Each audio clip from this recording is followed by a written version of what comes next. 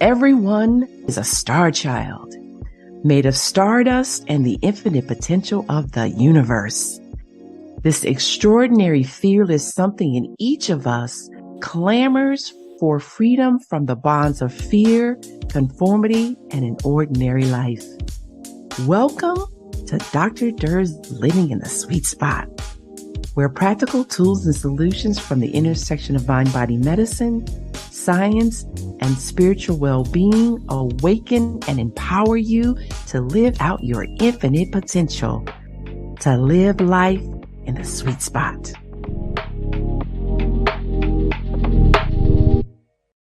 Welcome to Dr. Durr's Living in the Sweet Spot.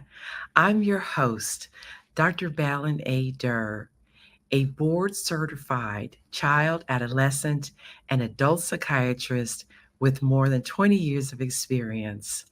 I'm also the author of Heaven Abounds in You. Today, we're going to do something a little different than what we have been if you've joined me for other programs. Today, I'm going to talk with you about healing those parental childhood wounds. So to share something with you about my own journey about how I became a child and adolescent psychiatrist, or really why I became one, is the fact that actually, initially I planned to be an obstetrician gynecologist because I love the idea of bringing life into the world.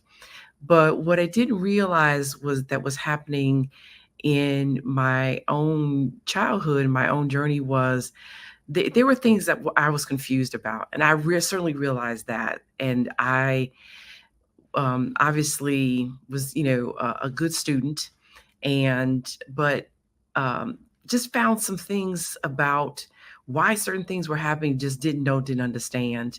And some of those things revolved around childhood physical abuse. And then also why my relationships with my parents were what they were, why my dad seemed to be very distant and uninvolved.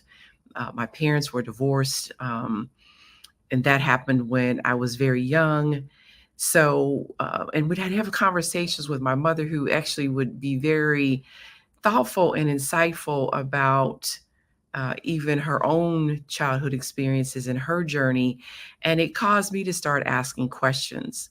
So one of the things that I began to do was, even though I wanted to become a physician, I made that decision in junior high school, again, wanted to become an OB-GYN.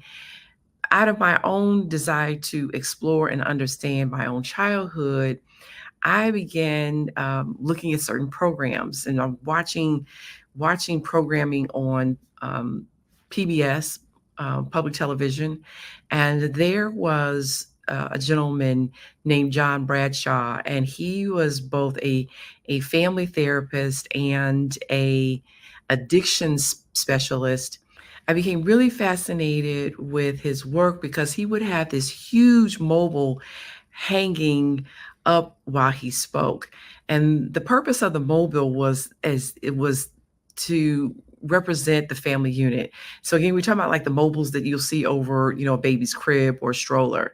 And again, the mobile in his work represented the family unit.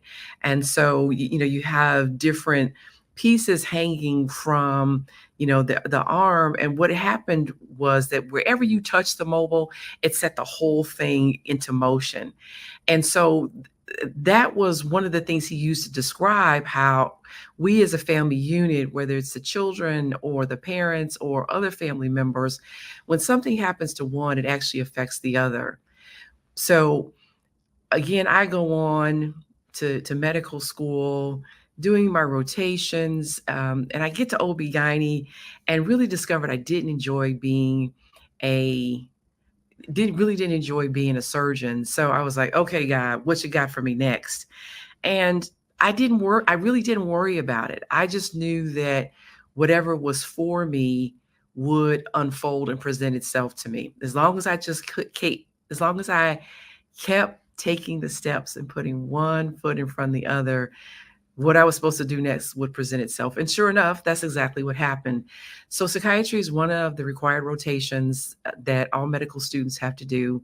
And when I got there, noticing the energy of the residents and also the fact that they actually had time to sit down and talk with patients. And I was like, this is my flow right here. So of course, went on to become a psychiatrist. And one of the things that looking back, I could then see how it was easy to see, probably even Stevie Wonder could have seen the fact that given my interest and actually desire to understand my own childhood and my own childhood experiences, that it made sense that it made sense I would have become a psychiatrist. Watching the PBS programming with John Bradshaw, it made sense that I would become a psychiatrist. So obviously what was driving me was my own desire to again make sense of that, to have some understanding of it. But also the other thing that then also happened is I really, because of my own experiences, saw and recognized the struggles and suffering of others and really wanted to help other people alleviate their own struggles and suffering. It's something that's really near and dear to my heart that I'm so passionate about and that drives me to help you alleviate your struggle and suffering. So again, I become a child psychiatrist and doing that work. And then, of course, other things start to unfold. So what I see is I'm also have experienced sexual assault in my 20s. Some of those details I don't remember because again, the mind tries to help us by blocking things out, tries to protect us by blocking things out. But in doing my work with others, what I continue to see and experience is that people continue to stay stuck in their struggles with their own childhood experiences. So again, I'm going to talk with you about that today and try to give you some tools in order to begin to, if you're not already doing your healing, to start doing your healing around that. And if you are doing your healing, to help you propel yourself further along your healing journey. So, one of the things that I know in looking back on my own experiences and other people's experiences, frankly, is the fact that, as children, we just want to be loved unconditionally. We want to be accepted for who we are. And because the mind itself is designed to try to make sense of things, to make meaning of things, and then to give it a place, both for understanding, but also for protection. As we all well know, children kind of make things about themselves. They're kind of the center of the universe. And of course, that has benefits, but it also has disadvantages. So the disadvantage to that is that when children experience things that are negative or harmful, with their parents, sometimes there's a tendency to blame themselves. So, I remember one of the elders in my village, Mrs. Mary McCullum, she would say, we'd like our parents to see a better brush of us. And so sometimes what kids will end up doing is if their parents divorce, the child will blame themselves. And what they certainly have a tendency to do is if somebody harms them, whether it's a parent or another adult, but especially if it's a parent, there's a tendency for a child to blame themselves. And really the question comes down to what they're saying is, what's wrong with me that my parent hurt me in that way? Or what's wrong with me that my parent doesn't want to have a relationship with me? And the truth is, of course, there's nothing wrong with a child. But when we continue, even as adults, to see things from the perspective of being a child, from the emotions of being a child, then we continue to blame ourselves. And not only do we blame ourselves, but sometimes not only do we think we're wrong, but we think that there's something wrong with us. Sometimes we think that there's something about us that's that's irredeemable, that can never be fixed. And so in seeing it that way, we think that we're unlovable. We think that we're undeserving. We think that we're unworthy. We think that while we want, a happy life, but there's a tendency to maybe then believe that we won't get it or we're undeserving of it. So the truth, and of course, the truth of the matter is there is absolutely nothing wrong with you, beloved, and there's nothing wrong with me when we're children and people do things that are harmful to us. But again, when we take that on, then what was guilt can become shame, because guilt is I did something wrong and shame is there's something wrong with me. But again, when people mistreat you, there's nothing wrong with you. So one of the things that it's really important to do when you want to start to heal those wounds, those childhood wounds from parents, is one, you have to be willing to see things differently. You have to be willing to see yourself differently. You have to be willing to see them differently, and you have to be willing to um, do things differently. So, what does that look like specifically? What it looks like specifically is that we got to go deeper, and we got to go some places that we don't want to go. And a lot of times people don't want to go there because they find, not only is it difficult, but they find it painful. And a lot of times people don't want to face things that are painful because it hurts so much that for some people it feels like they feel like they're actually gonna die. And we have to provide courage and support to ourselves so that we know that while we're going these different places, I should say going these difficult places, going to these painful places, we cannot heal what we won't face. And if you're not willing to heal it, the difficulty is that you take it with you wherever you go. So if you have a glass of water, wherever you move the glass is wherever the water goes. And so you can only stop carrying your emotional pain if you are willing to face it, heal it, and release it. So one of the things that it's important to do is we have to recognize that we have the power to do this. We have the power to heal ourselves. We have the power to make our lives better. We have the power to be happy. And as long as we're dependent upon somebody else, then our lives may never be better. We may never find the happiness that we seek. And sometimes folks get conditioned to believe that they're powerless, but the truth of the matter is we're all powerful. And the reason we're all powerful is meaning that each of us is powerful. Not that we are all powerful for all things and everybody, but each of us is powerful because we have the ability to choose. And what I mean by that is, like, the weather is the weather. It's, the weather's hot, whether it's cold, whether it's raining, whatever the weather is. We don't control the weather. We can't snap our fingers or do something else and make it different than what we want it to be. But we have the power to choose how we think about the weather and how we react or respond to the weather. So for instance, if it's raining, we have the power to choose the thought, I like this weather. The weather's okay. The weather's terrible and awful. Understanding that whatever you think about the weather, though, it's going to create your emotions, your mood, and how you feel.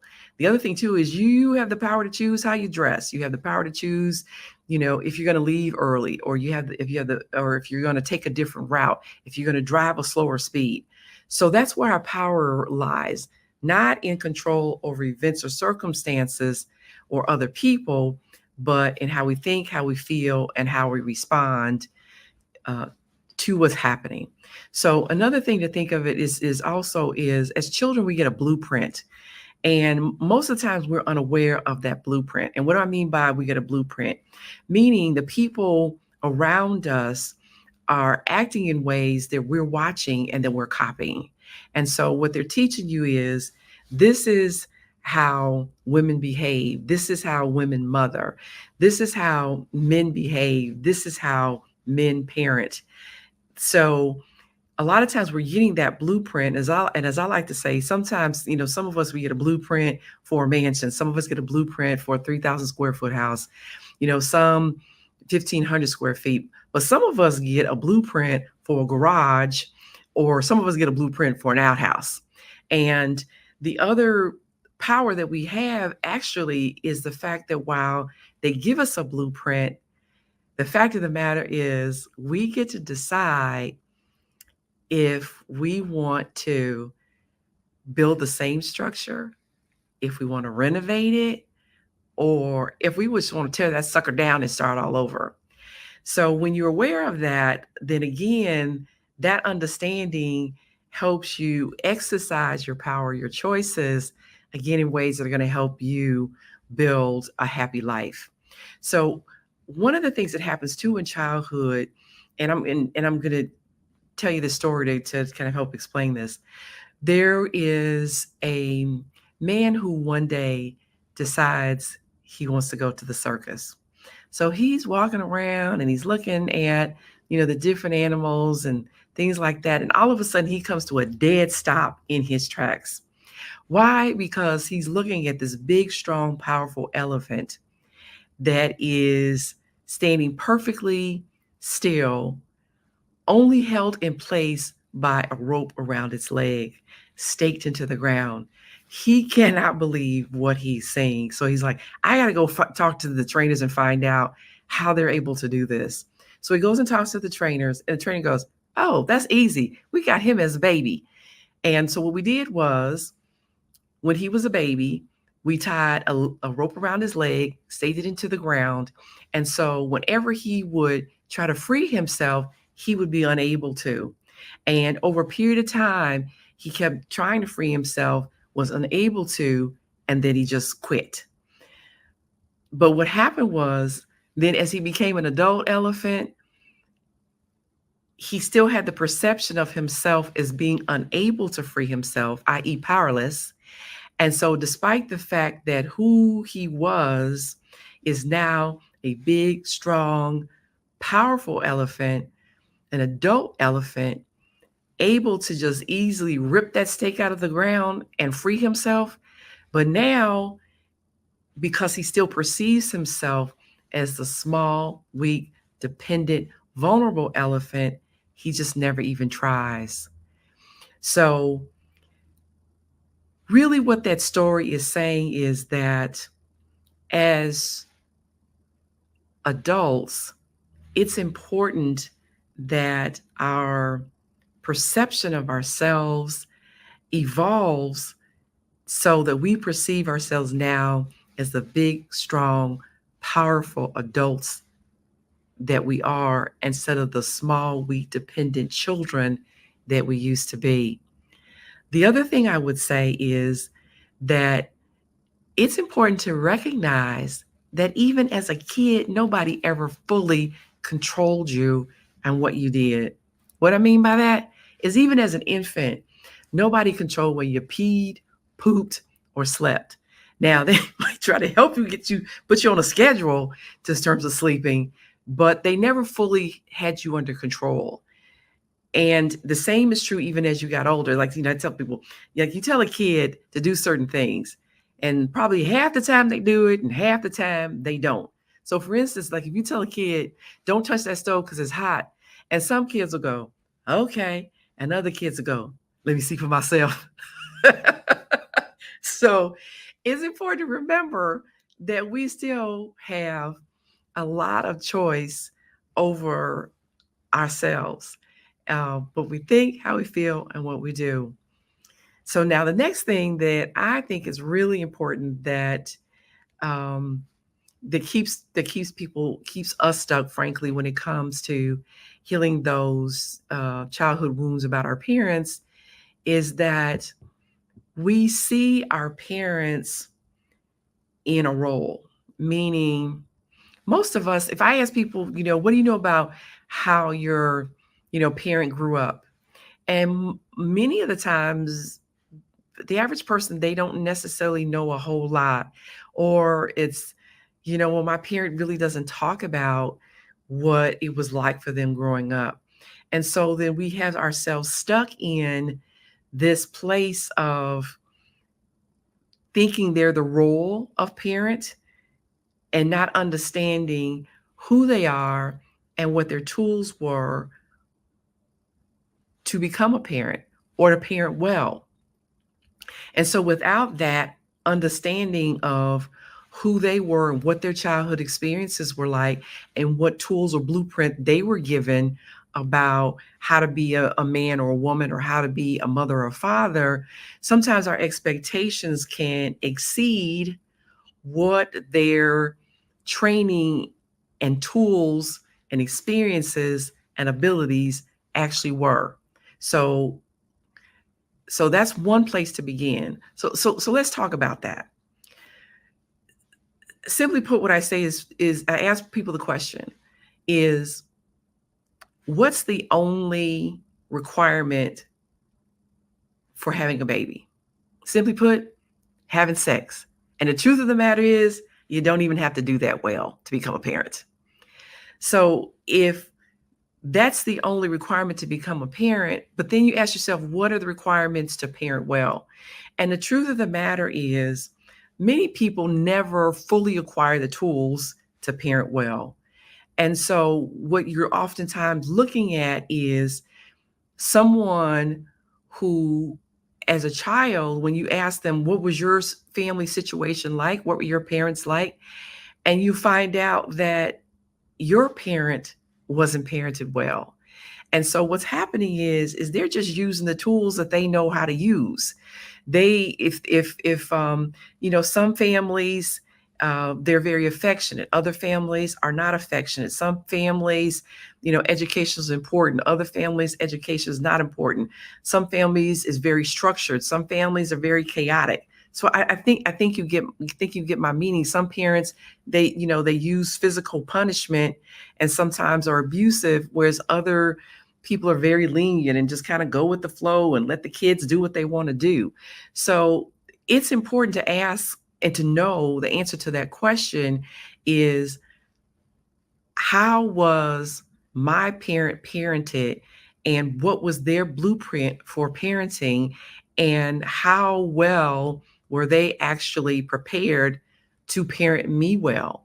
So another way to think about this again is, if I tell folks a hammer is a hammer, but if you grow up in a family of carpenters, you use a hammer to build.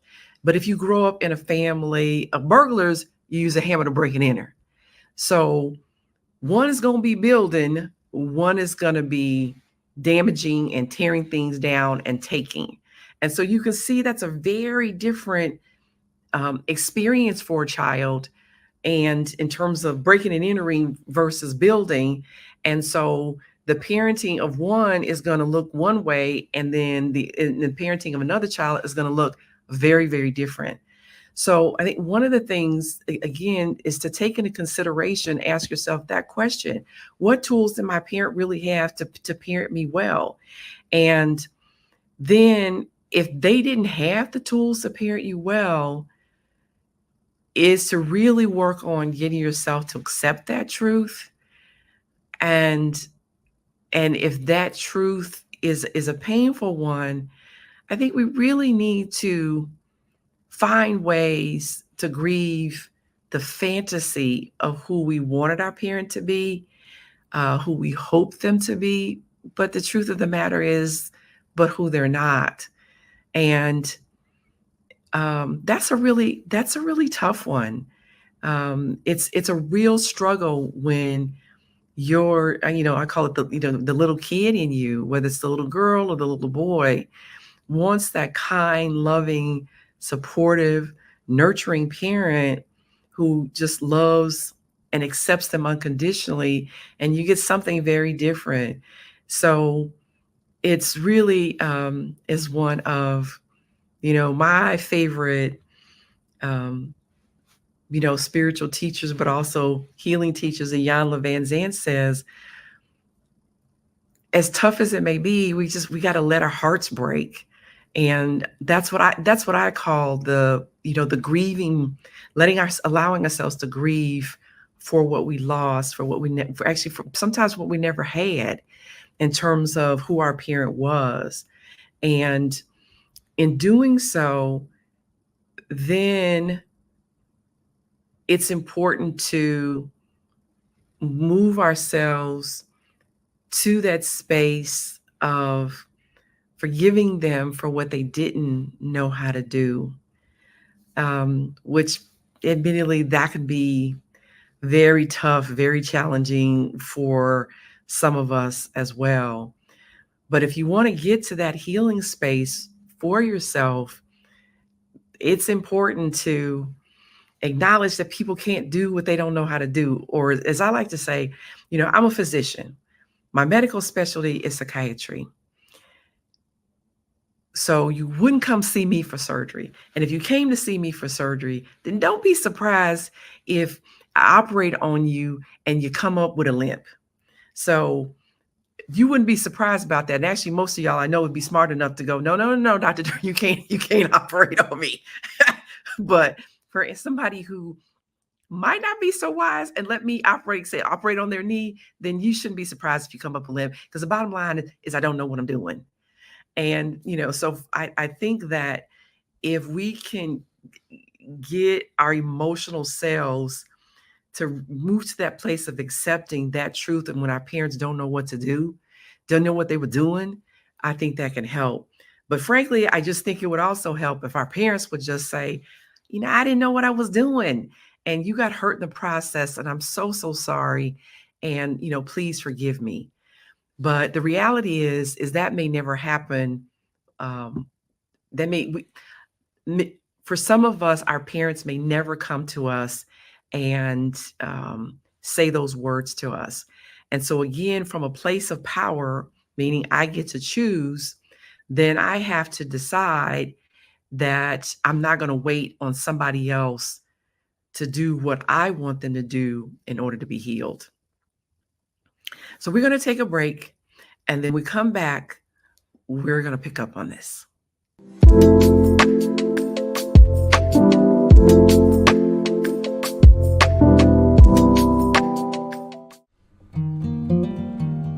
We're all on our own path, but many of us encounter the same apparent roadblocks, challenges, and suffering. Discover how your fear, doubts, and disbeliefs disconnect you from spirit, causing you to struggle and forgo your divine gifts and limitless possibilities. Heaven Abounds in You helps you to overcome your mind's roadblocks so you reconnect the spirit and flow. Discover you're always connected to your source. The source of your heart's desires is already within you, and your true identity is infinite potential with limitless possibilities. Heaven abounds in you.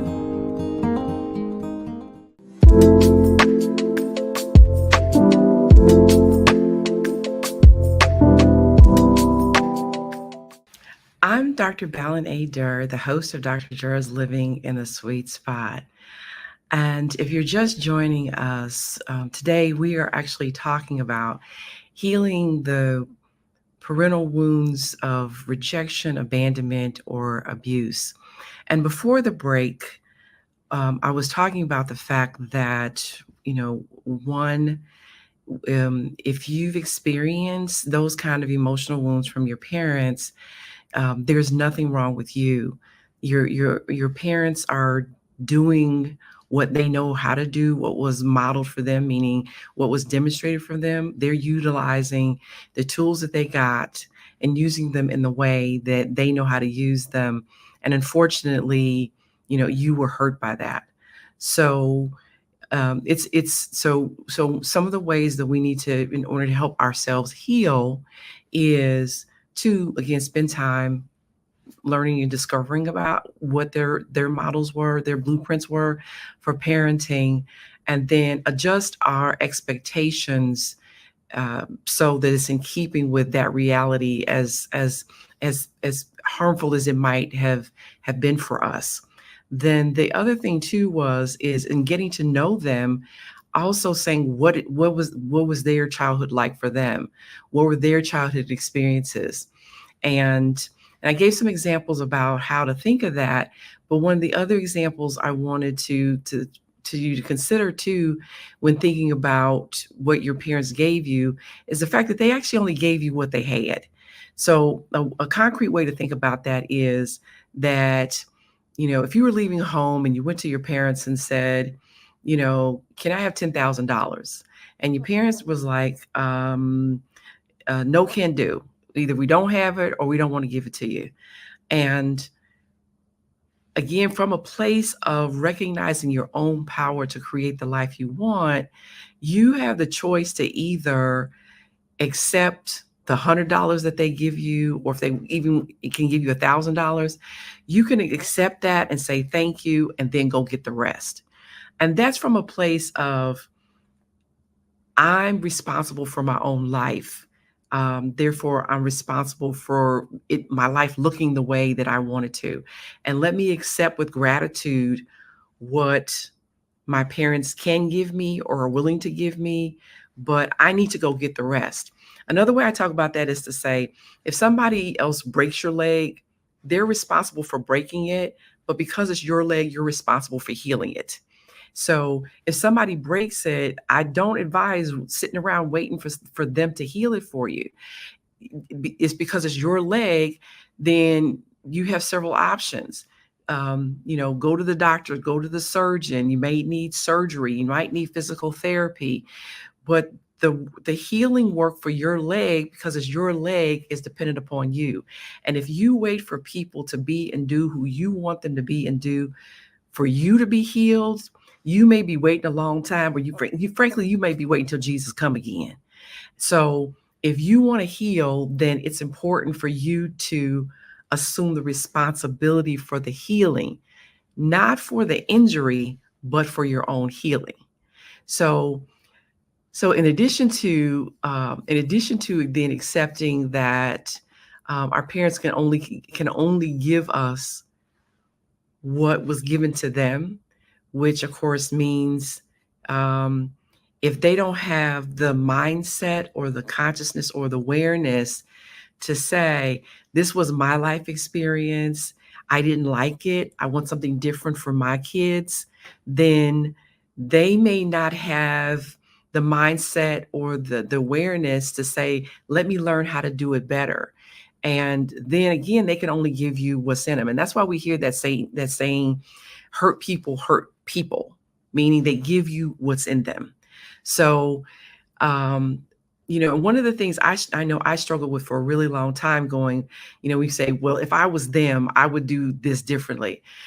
But the truth of the matter is, and I think of it this way, it's a small number of people on the globe that have my training and experience as a psychiatrist and my tools as a psychiatrist.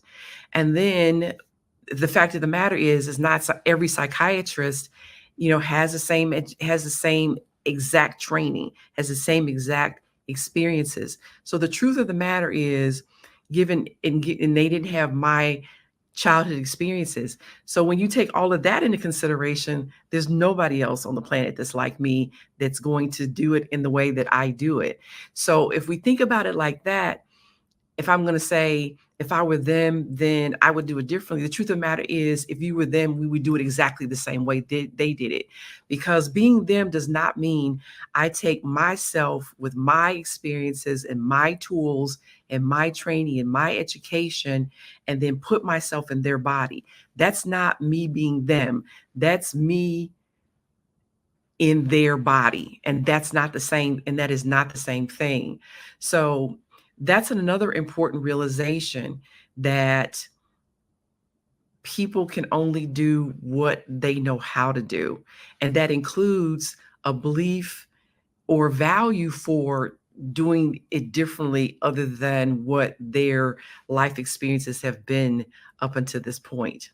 So then after that, another way to look at it in terms of the lessons is, again, we talked about then being willing to forgive them, not because it was right, not because it was okay, not because you weren't hurt, but the fact of the matter is, if we wait on other people to apologize to us and then also ask our forgiveness, again, we may be waiting a very long time. So because again, it's our responsibility for our healing, we may have to move forward without that apology and request for forgiveness for them. So again, understanding who they were, what their tools were, you can develop compassion for your parents. And then again, accepting that their tools were what they were and that they give you what's in them.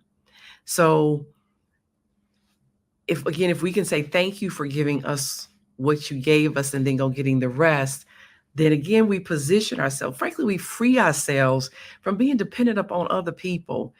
One of the things that I know, sometimes we don't always think of it in this way, but the truth of the matter is that everybody gets to choose to do things in the way that they want to do them. And that may not be the way that we think is best or the way that we'll find most helpful. So again, take it upon ourselves not to frankly free ourselves, free yourself from other people need to be a certain way for you to be happy. Because again, they may never be that way, be the way that you want them to be. So then again, we're talking about looking, now we're going to look at again at the patterns. When you look at the family patterns, ask yourself, in what way am I duplicating or repeating those patterns? In what way are I'm actually failing to love myself, failing to accept myself, loving myself unconditionally, accepting myself unconditionally, and then choosing people who are like my parents who don't love me, honor me, take care of me, do harmful things to me. Because that person can't be in our lives, frankly, stay in our lives for many of us, unless we allow them to be. I understand for certain people in certain instances, um, that choice may not really be a choice that they can exercise easily. Um, but for many of us, as an adult, when people show up in our lives, I think of it like this. I'm the movie director of my own life, so you're the movie director of your own life. And people are constantly showing up, auditioning for roles in our lives. And as the director of our own lives, we get to say, you get the role, or thank you for coming, we'll be in touch. So as an adult, if you have the power to choose that and you keep choosing people that are harmful to you, it's important to stop and say, let me take a look at my childhood patterns and to see how I'm repeating them so that I can begin to make a different choice. Then the other thing is, again, asking myself, how am I loving me? How am I nurturing me? How am I caring for me? How am I giving my own self, again, the love and the support and the acceptance and the nurturing that I want? How am I making sufficient deposits into myself? Because if you make sufficient deposits in yourself, frankly, loving you and accepting you, then when somebody shows up in your life that's not loving you and accepting you, then you're not going to permit that person to stay, or you're going to get the heck away from them because you understand that this is not a healthy relationship. But in order to have a healthy relationship with somebody else, you've got to establish that healthy relationship with yourself first. And, sometimes people will ask me then, as it relates to their parents, they'll say, well, does that mean if it's, parents or family member, does that mean I got to stay in a relationship with somebody when it's unhealthy or it's harmful? And the answer is absolutely not. You do not have to stay in relationship with somebody who's doing something harmful to you. Meaning, if it's somebody that's a family member and you love them, you can love them unconditionally, but relationship is absolutely dependent upon behavior.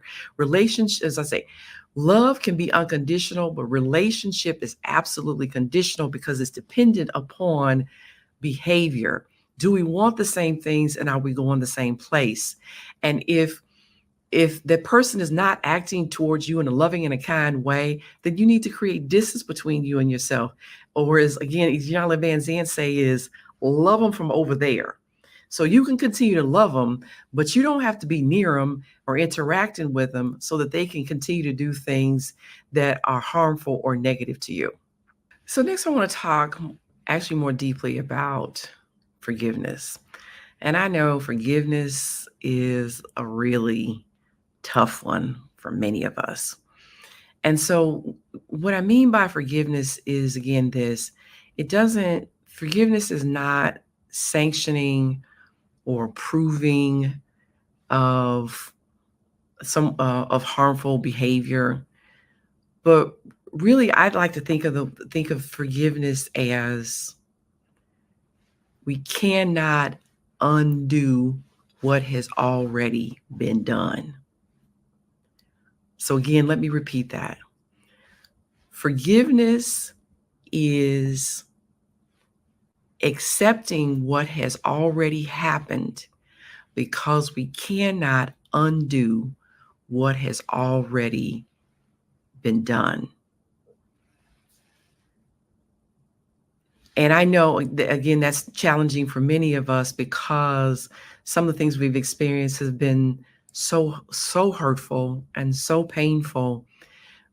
And the truth of the matter is, because it's already happened, we can't go back and undo it.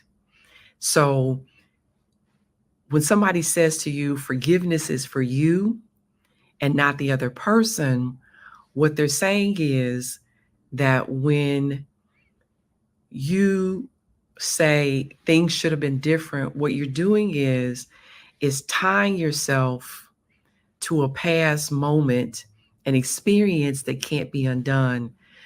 What you have yourself stuck in the past because it cannot be undone. And what we may not realize is by being stuck or tied to the past is actually now we're actually living in that past moment.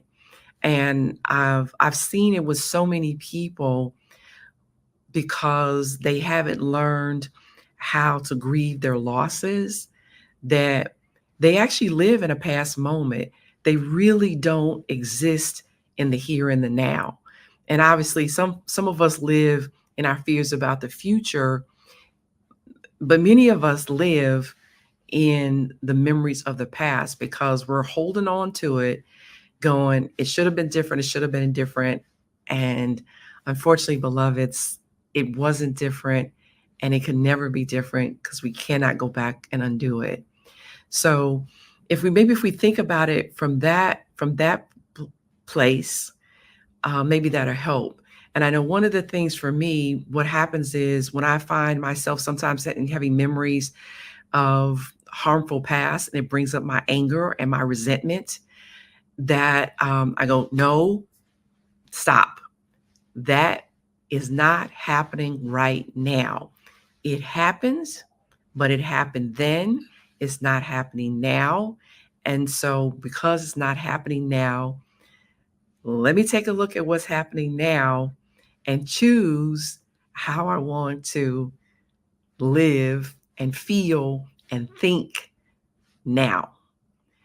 So I'm hoping that will also be something helpful. And really what that is that's a form of mindfulness, is to ground yourself in this moment. What's actually happening in this moment?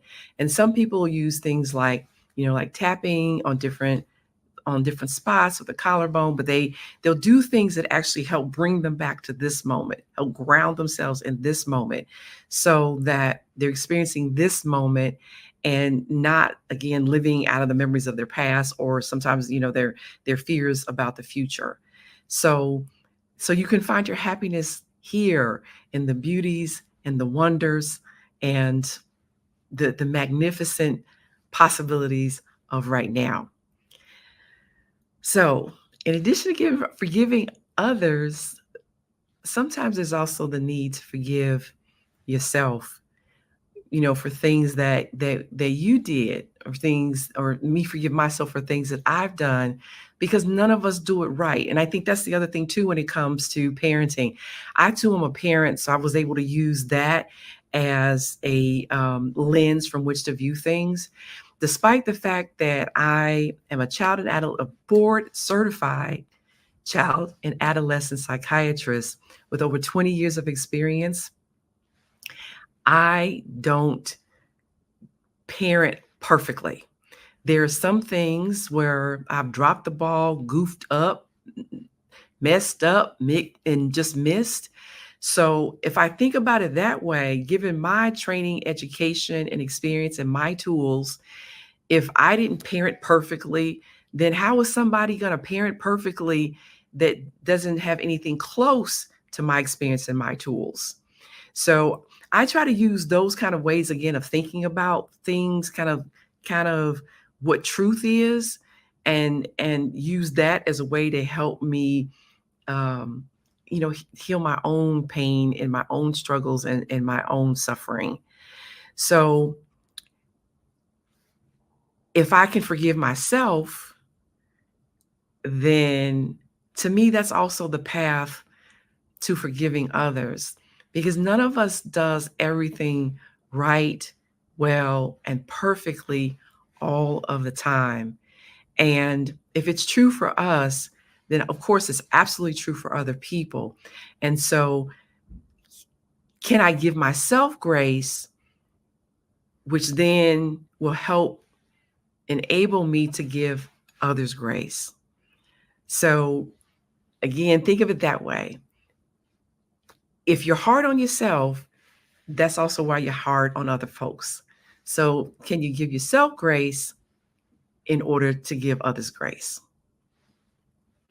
And then finally, really what I think is so important is asking myself, do I want to heal? And if I want to heal, do I have the knowledge and the tools to do so? And if not, then go get some help. Because just like you may not know how to fix your plumbing, you get a plumber. Just like if you don't know how to fix your roof, you get a roofer. You don't know how to fix your car, you get a mechanic. And it's okay not to know everything. That's the way I think of it for myself. And maybe it'll help you to think of it that way for you, is you don't know everything. And because you don't know everything, then it's okay to get help from someone who has the training, the tools, and experience in order to help you heal yourself. So, one, do you have the awareness? Do you have the willingness to get help when you need it? And two, what are your thoughts about who you are and your possibilities?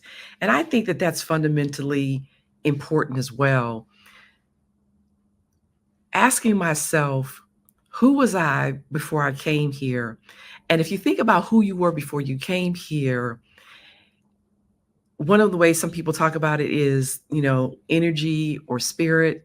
And again, everything in the physical world is made of energy.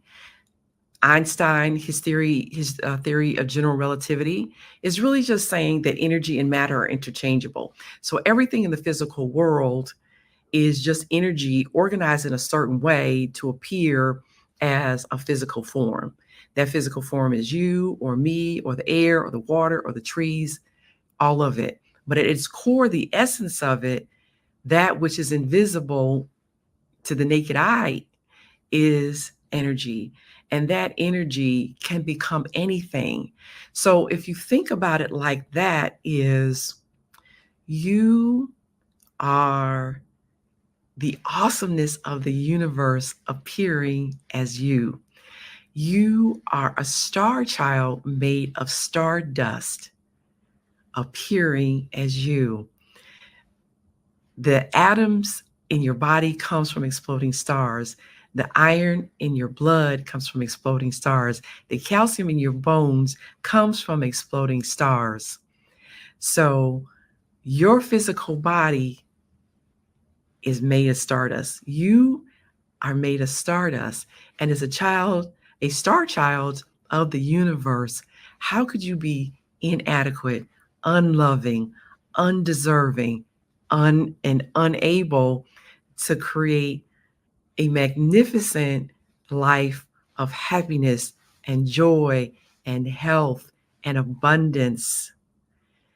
It's just impossible. It is absolutely impossible. You really are the unique wonderfulness of the universe appearing as you. Then it's not possible for you to be able to do what it is that you're here to do. And even in your being harmed, it doesn't change, it doesn't alter your unique wonderfulness. What it alters is your beliefs about who you are, your understanding about who you are and what's possible for you. Therefore, that can alter the demonstration of your unique wonderfulness, but it does not and never alters your unique wonderfulness. Or another way I like to say that is where the infinite potential of the universe expressing itself as you and as me. And so because you are infinite potential, you have infinite potential because you are infinite potential. So your life experiences don't lessen that potential. What it does, though, it can, because it shapes the way you think and feel, your perceptions, then it can alter, or i.e. limit, the demonstrations of your infinite potential, but it does not lessen your potential. So if you recognize that you're the infinite potential, or you're willing to believe and accept that truth, that you're the infinite potential of the universe expressing itself as you, then you just have to figure out what is your purpose and what is your mission. And understand this too. Other folks, if they tell you you're never going to be good enough, guess what? That's their belief, but you don't have to accept that belief. The question is, what do you believe about you? Do you believe that you're good enough? Do you believe that you're capable? Because the truth of the matter is you are. And even if I tell you that you're this, what I'm saying to you now, you're wonderful, you're capable, you're the infinite potential of the universe, ultimately the choice is yours. The power is yours to decide to believe me or to reject the belief. So it's ultimately up to you, because even in my telling you that you're wonderful, you're the final say so in that if you're wonderful or not. So you're the final say so in whether you demonstrate that wonderfulness or not. So if you understand that everybody is uniquely designed and purposed, and because you have breath, you have purpose, then it's just a matter of what that is. And so if you think of it like the body has all these different, organs and cells. The body is composed of 50 trillion cells, all listening into each other and connected to each other and working with each other and working so that the whole collective, i.e. your body, survives and ideally thrives. So what that simply means is your heart is not better than your liver. Your lungs are not better than your skin. And your gut is not better than your brain, and your brain is not better than your gut, because your body needs all of those in order to survive, in order to thrive. Another way I like to say it like this is, we have a judgment about what something is and if it's good or not, if it's valuable or not. But again, everything has design and has purpose. And as much as people talk down on the anus, let that sucker back up and see if you ain't got some problems. So I love that simple example because of the fact that it conveys that while we don't always value something or like something, it doesn't mean it doesn't have value and purpose, and frankly, vital value and purpose. So just think of that for yourself. Besides what other people say, it's what you say about you. Do you believe and accept that you are valuable and that you have purpose and that you are worthy? And if that's so, then you can look at what your parents gave you and say, I have the power to take this and multiply it and become something that's, and actually I shouldn't say become, because again, I'm one of those, I don't think we become, I think we just unfold. So do we take what was given to us and use that to have the greatest demonstration of our infinite potential? And if you can do that, then while what was given to you may have harmed you, you can take that and you can heal it, but you can also, again, accept that your parents gave you what they had to give you, and you can take that and make the best of it for you. And also accept that sometimes what our parents give us is just life. Even for those parents that maybe that walked away from you, that if they give you nothing else, your parents give you life, and that there is much to be thankful for in that gift. So I'm hoping that in this, you will have found your own meaning, worth, and purpose, despite any trauma, abandonment, rejection that you have experienced, that you find yourself worthy, that you have realized and accepted your own power to create happiness within yourself, to create the life that you want, not to quit and give up on yourself, because you know that you are responsible for making your life be what it is, including your own healing, getting help with your healing if necessary. I am your host, Dr. Balin A. Durr, awakening and empowering you to live out your infinite potential, to live life in a sweet spot. I'll see you next week.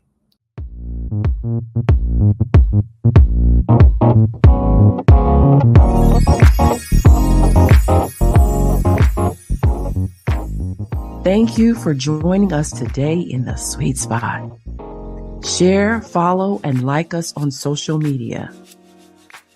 To learn more, please visit balinadurrmd.com, spelled BALINADURRMD.com. Join us next week, and remember, When you heal your mind, all things are possible.